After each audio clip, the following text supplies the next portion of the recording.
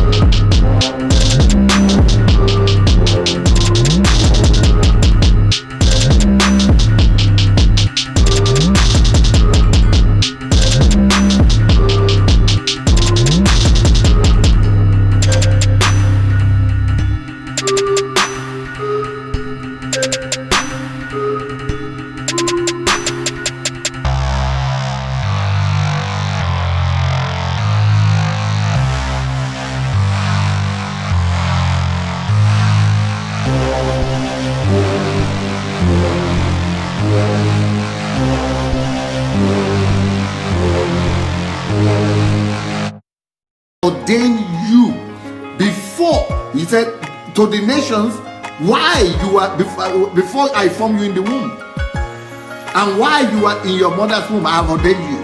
So, to now say that you are not called, just wait, I will see. A man of God will tell you if you are called or not, or he will tell you what calling you have, or you must only become a pastor. What a fallacy!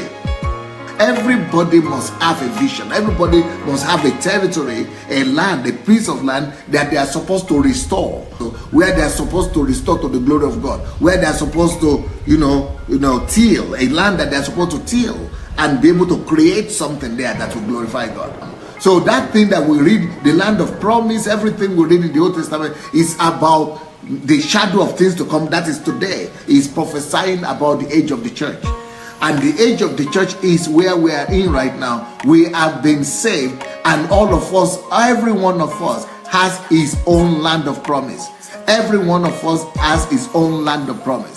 And the role of the leadership of the church is to help every single member of that church get to his own land of promise, get his own piece of the land of promise. What is their promise land? It could be in politics, it could be in media, it could be in the economy, it could be in engineering, it could be in science, it could be in medicine, it could be in every area of life. And once I've detected and the person has told me that that is his own calling or that is his own area of calling, I am supposed to get all behind him, empower him and release him, even if that would mean that that person doesn't come to my church anymore. even if that will mean that that person has his own territory, and where he's pastoring or he's leading, he's just doing his work, even if that will mean that he doesn't have time to attend the church. The most important thing is that I help him to grow up, to become mature in God, to become a son in God, and to become mature enough to become a deliverer to that particular sphere of life. So this is the whole essence of the Christian faith. If you go to Mark chapter 1 verse, let's start with verse 17. He said, then Jesus said to them, follow me and I will make you fishers of men.